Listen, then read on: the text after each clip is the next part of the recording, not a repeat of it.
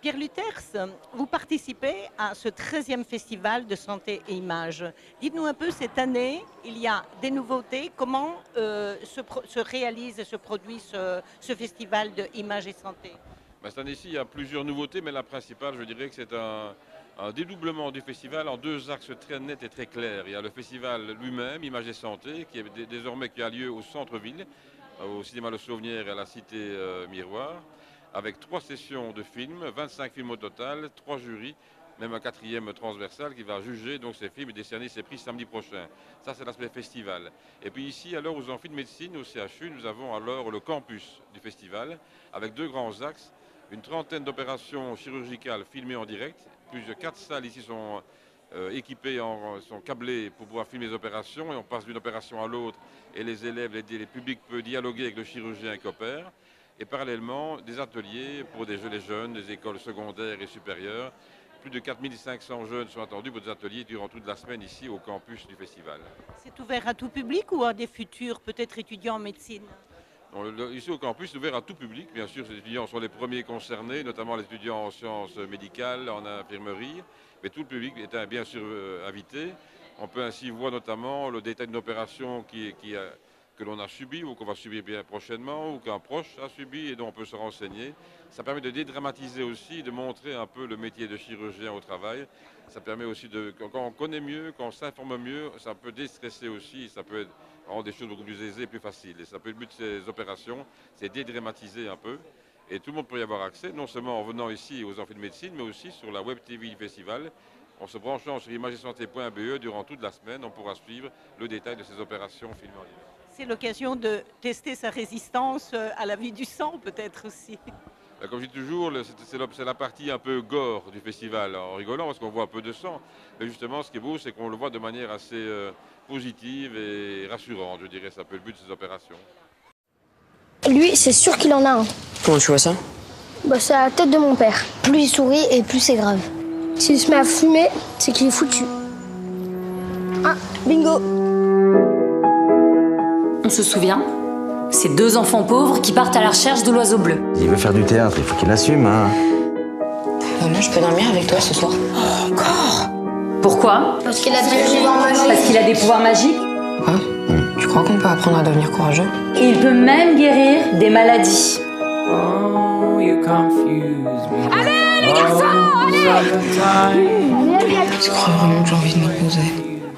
Colombe Savignac et Pascal Ralit, vous êtes la réalisatrice et le réalisateur heureux d'un premier film. Est-ce qu'on peut vous demander un petit pitch de ce film? Le pitch, en général, c'est souvent moi qui dois le faire, donc je vais le refaire. Non, c'est l'histoire d'un enfant, en fin de compte, assez secret et introverti, qui, au moment de la préadolescence, va découvrir qu'il se noue un drame dans sa famille. Et cette famille, voilà, où il y a un père, une mère et une belle-mère. Et la mère se trouve être atteinte d'une maladie qui est grave, le cancer, mais qu'il va devoir affronter, entourer des siens et accompagner des siens. Voilà. Et donc c'est un peu l'histoire d'un parcours initiatique d'un enfant face à cette douleur, à cette maladie, et comment on se construit dans la vie. Voilà. J'ai eu le plaisir de voir ce film en avant-première qui débute ce festival de santé et image. Et vous traitez un sujet dur face à la maladie et la mort d'un proche. Et vous traitez ça avec humour, avec profondeur. Comment est-ce que vous avez pu mettre cet équilibre dans ce message que vous passez? Oui, on n'a pas voulu tomber dans le pathos surtout. Donc l'équilibre, je crois qu'il se fait comme dans la vie. C'est-à-dire que ce n'est pas parce qu'on est confronté à des drames qu'on ne peut pas s'empêcher de rire de certaines situations et de continuer quand même d'espérer. Donc on a souhaité ça. Nous-mêmes, quand on a affronté ce drame-là, on a vécu des situations extrêmement cocasses et on a eu envie de les raconter. Après, on a aussi choisi de raconter cette histoire à travers le point de vue d'un enfant. Et donc l'enfant nous a permis de dédramatiser ces situations parce qu'il n'a pas le même regard, il ne porte pas le même regard sur la mort que les adultes.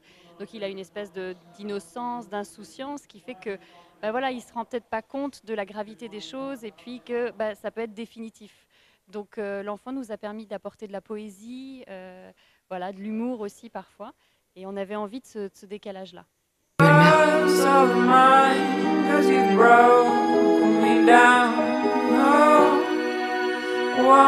T'es déguisée? Je suis pas déguisée. Maman, c'est beaucoup trop flashy. Et voilà! Ah, je garderai la rose pour aller te chercher à l'école. J'ai pas envie de voir des coups, j'ai envie de prendre le soleil. Il va y avoir des moments difficiles, mais je serai là. J'ai envie de fumer des clopes, j'ai envie de parler fort.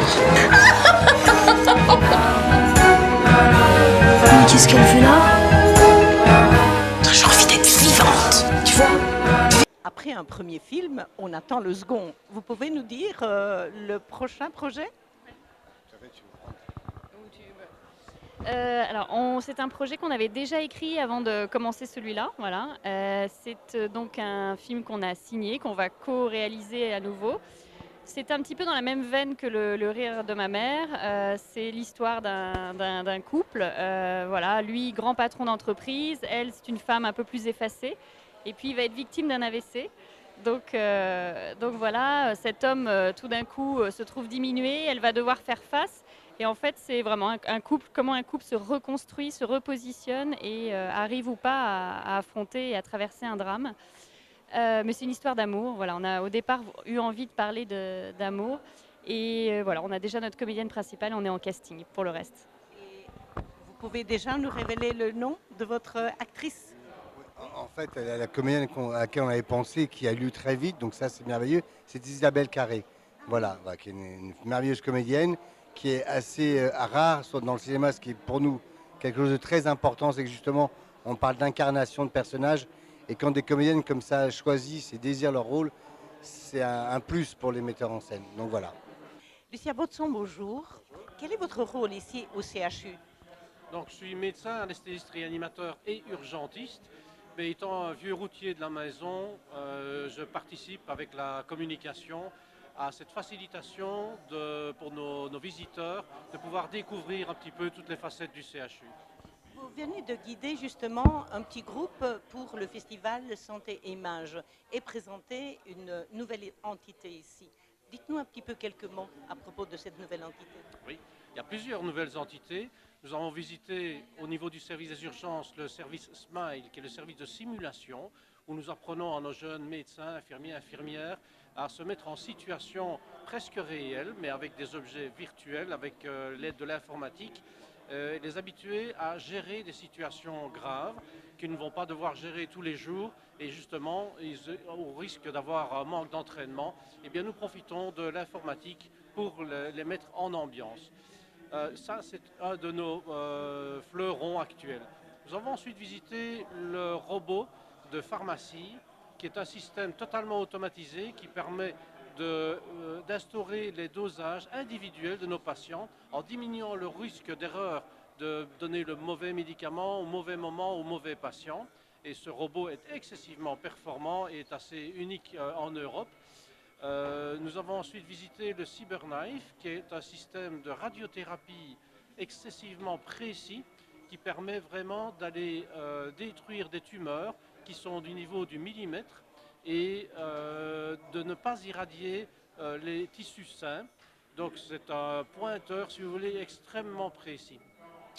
Nous avons également visité le CIO, qui sera inauguré dans quelques mois, qui est le centre intégré d'oncologie, qui est toujours en terminaison de construction, et qui sera en fait une possibilité, un bâtiment exclusivement destiné aux patients qui souffrent d'un cancer et qui pourront être pris en beaucoup moins de temps, d'une façon beaucoup plus performante pour le traitement de leur cancer, la phase de préalable aux examens, la phase d'examen, les phases post-examen. Nous voyons qu'au niveau technologie, cet hôpital est à la pointe du progrès. Et que diriez-vous à des jeunes médecins qui veulent envisager une telle carrière? Le côté technologique, c'est bien, mais est-ce qu'il ne faut pas aussi mettre l'accent sur le côté humain? Si, et c'est une de nos principales préoccupations, puisque nous avons des technologies extrêmement performantes, mais nous souhaitons faire comprendre à nos jeunes médecins, infirmiers, infirmières également, et même tout le personnel, que le contact humain reste la priorité, ne doit pas être oublié, ne pas se cacher derrière les écrans d'ordinateur, ne pas se cacher derrière les machines. Et justement, nous essayons que les machines nous fassent gagner du temps, qu'on ait à consacrer à être près du patient et à l'écoute du patient. car pouvoir dialoguer correctement avec un patient, comprendre ce qu'il nous dit et être sûr que lui comprenne ce que nous lui disons est fort, fort, fort important. Malheureusement, les contraintes administratives sont souvent là aussi pour nous faire perdre un temps très précieux. Mais bon, voilà, il faut essayer de concilier le tout. Mais nous essayons de bien faire comprendre aux médecins et aux infirmiers et infirmières que le contact patient est la priorité des priorités.